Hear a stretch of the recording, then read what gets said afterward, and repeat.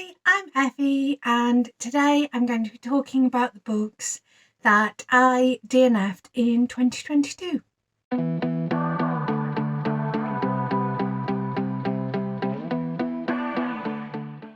In total, I think I marked around 20 titles as DNFs this year. However, the vast majority of them were books that were a soft DNF because I'd just done a kind of try a chapter and never managed to get around to finishing them. But there are 10 books that I would consider hard DNFs. So today I'm going to be going through what those titles were and just kind of explaining why those books didn't work for me.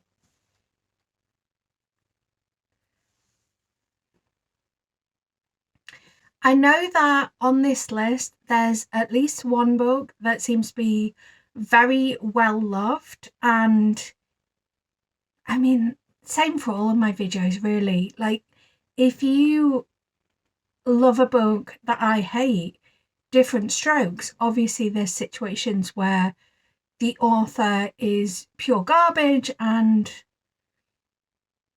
you know, it goes without saying that this applies to content as opposed to author, but the reason that I DNF'd all of these books was purely on content. So feel free to tell me why I'm wrong and I shouldn't be hard DNFing any of these books in the comments. The first hard DNF we've got is The Coven by Lizzie Fry. I wanted to love this. I thought it had a really great concept. From what I remember, it's sort of power-esque in that, like, women have this capacity to have magical power, and there's different kinds of magical powers, but like the men don't want them to have it. But it just didn't really work. Like, I found it very slow. I wasn't really invested in the characters. It just didn't deliver what I thought it could. And whilst the plot of this is quite different from Her Majesty's Royal Coven by Juno Dawson, I think if you're looking for a book that gives similar vibes to this but is done a million times better, I would recommend reading Her Majesty's Royal Coven. The next book on the list is the one that I think could potentially get people aflame, and that is Zodiac Academy, Book 1, The Awakening. I don't even remember how far I got into this book, but what I do remember is it was torture trying to make my way through it. It's such a long book, and I know these books get even longer as they progress in the series. And, well, for one, nothing really happened. For two, the characters weren't very well defined. So you're following these two, I think they're twins. And I had a really hard time remembering who I was following at any one time. And then I suppose, I don't even know what number we're up to, 3? 3, I just did not like any of the supposed love interests. And I don't know if this book is what's defined as a bully romance, and that's what I have an issue with. I know that next year my best friend really wants me to read more Penelope Douglas, so I'll get a better flavour for what is meant by a bully romance, and maybe I'll be able to say whether Zodiac Academy was not a success for me because it was a bully romance, or it just wasn't a success for me because it was written poorly. Like, it is, in my opinion, not a very well written book. But then it is a Kindle Unlimited book, and often the bar is quite low for those. And I'm not for a moment saying that you can't have exceptional Kindle Unlimited books. I've read so many exceptional books on Kindle Unlimited, but since there is no barrier for entry, you do have trash. And in my opinion, Zodiac Academy is just trash. And I was going to DNF it because I wasn't putting myself through that anymore. The third book that I've got here, and this one I'm going to be talking in light spoilers, so skip ahead to whatever timestamp is on screen if you don't want to be spoiled for this, and it is Girl Unknown by Karen Perry. I think this was on my list of books will self-destruct at the end of 2022 list anyway, but pretty much from the first page I had bad vibes. Like, you're following a professor and his family after this girl comes into his life and claims that she's his long lost daughter. But it felt like from page one, he was sort of lusting after this girl that's supposedly his long lost daughter. And then there was all sorts of uncomfortable conversations about the very worst thing that can happen to a man is to be accused of SA, and ignoring the fact that, you know, men can be SA too. It also completely ignores the fact that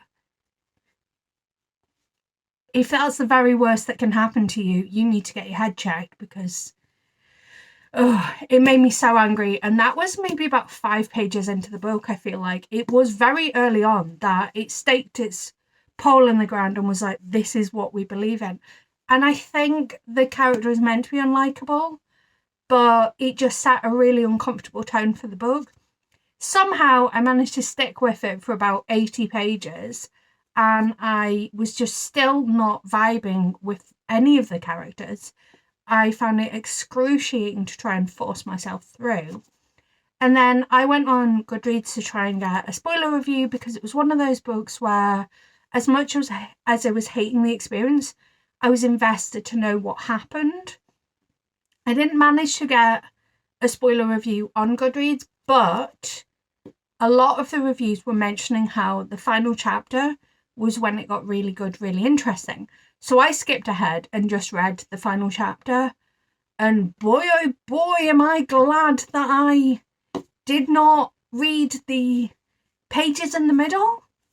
Because it turned out that it was just a whole incest fest. I think the father and the brother, like, were both lusting after this long lost daughter / sister.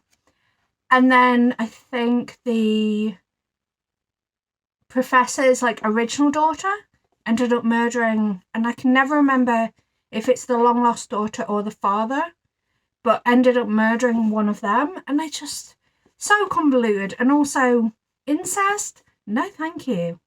Next up, we've got a book that I have DNF'd, and I'm pretty sure it is a hard DNF, but also I've got no hard feelings on it. And it's Cloven Hoof by Ian Grant and Heidi Goody.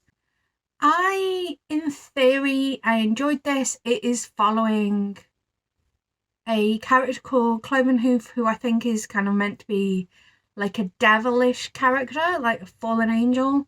I don't remember exactly who he is, but sort of picture him being like Lucifer from the Lucifer TV show. He's that kind of character. And he gets all up to all kinds of hijinks, and it has just a general irreverence to it. But the problem I had with this book was that it was very disjointed, and it was a lot more like vignettes rather than a consistent through story. And I just felt disappointed, because I would have read many books about this character of Cloven Hoof, because he was a lot of fun if we had that follow through. Like, I wanted to see him like come up with these silly plans, do this silly plan, and then see the aftermath. But it really felt like it stopped right at the end of the silly plan, and we didn't see the aftermath, and we didn't have a lot of follow through on his hijinks. I mean, I think of the books on this list, this is probably the one that I'm most likely in the future to go, okay, well, I hard DNF'd it in the past, but actually I am interested in reading it again. But at the point that I'm sitting here recording this, I don't feel like I am going to be reaching for it in the future. I just don't have any hard feelings around it. The next book is Witch by Finbar Hawkins. I picked this up because this author was going to be one of the guests at Yalk, and I was trying to read a bit of everything and see what authors I wanted to prioritize. And I found the writing style to be really challenging. I can't even remember specific about it. I think it felt very tonally confused. Like, it sort of felt like it was written to be set in the past, but also felt kind of contemporary. It was also an incredibly slow, indulgent kind of book. And I just viewed it as an act of self-care to DNF it because I was getting absolutely nothing from it. I couldn't even particularly tell you what the book was about. And it definitely read more like a lit fic than a YA fantasy. The next book on the list is The Beauty and the Wolf by Ray Delaney. I think the reason that I picked this up is that I had misread the blurb and I thought this was going to be a queer Red Riding Hood story, I think. But I think it's actually gender swapped. So the wolf is like a female character and the beauty is like a male character, I think.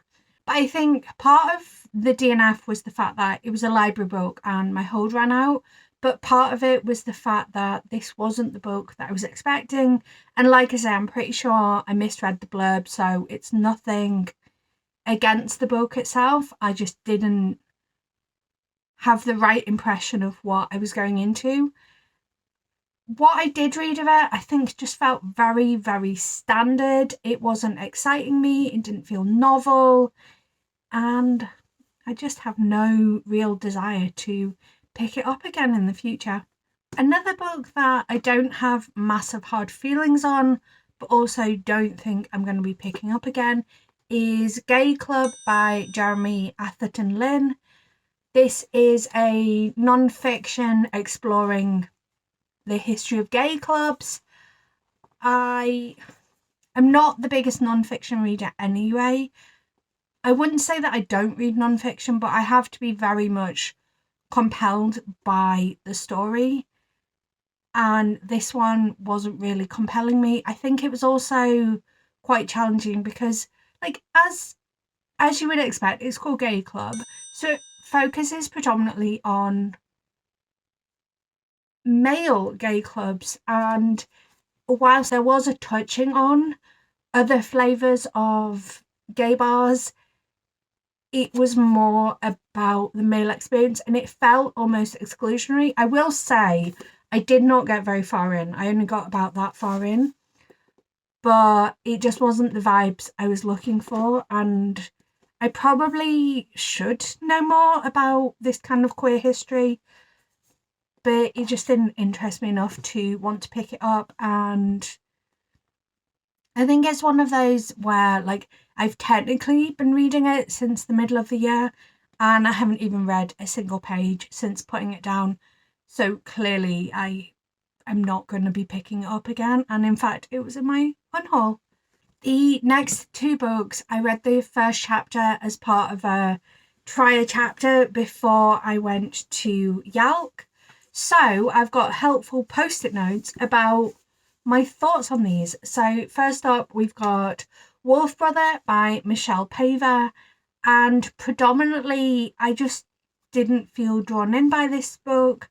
I found the idea of a new long series to get stuck into to be really compelling, and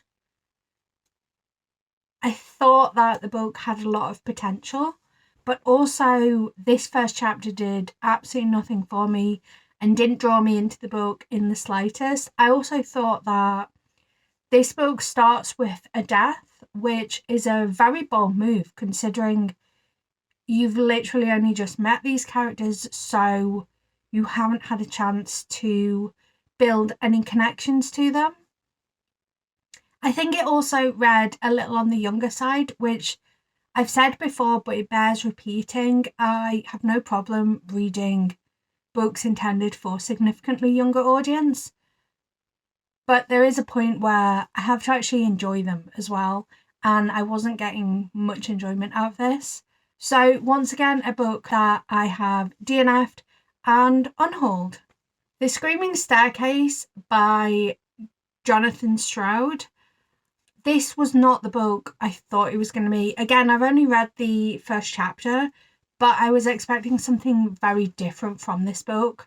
I think I went in thinking that we were going to be following much older characters. I also expected the POV to be from Lockwood or third person, and it wasn't.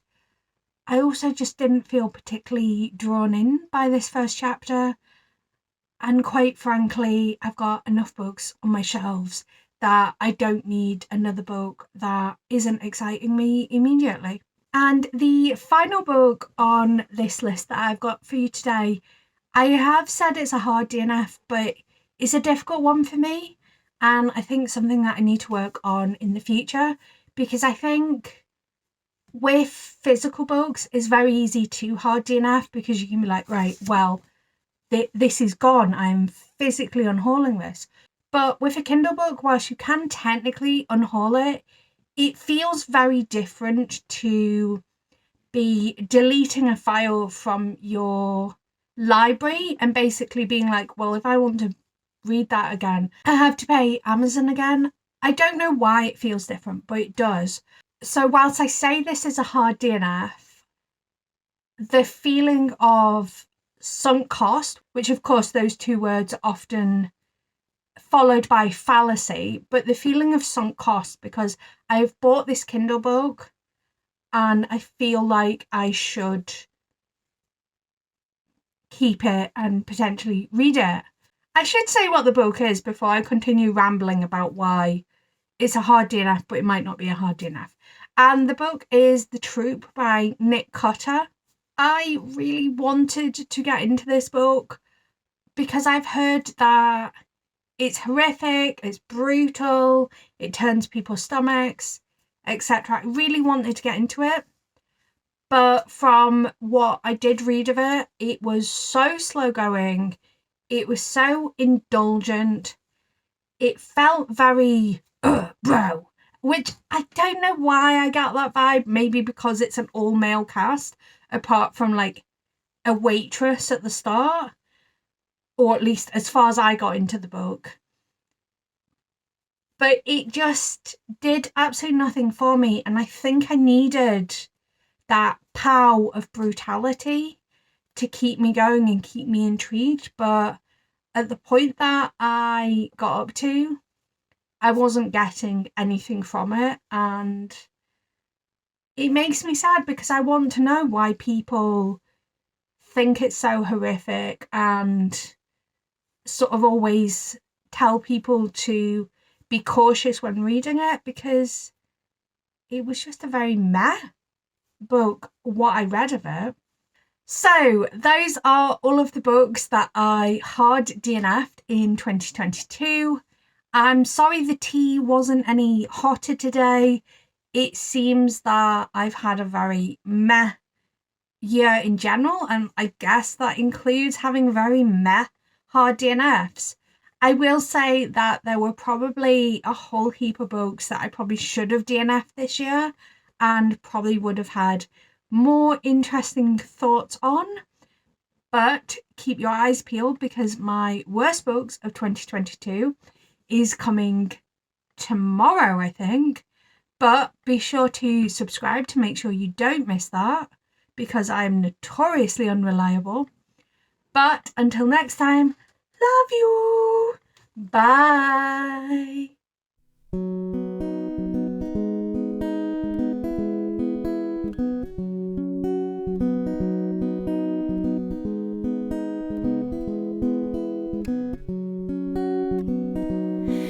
there's a place